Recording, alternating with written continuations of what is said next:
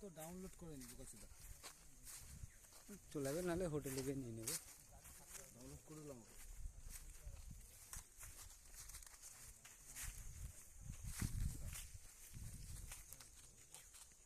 পরের বার আসতে তো আসতে পারো না, ওর থেকে আগে আসতাম আরো।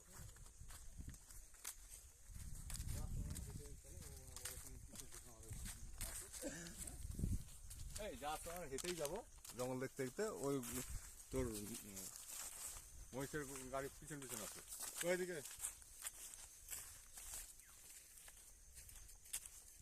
বলবে আমাদের ছবিগুলো। এই দেখবো, এই হাতির লাশ।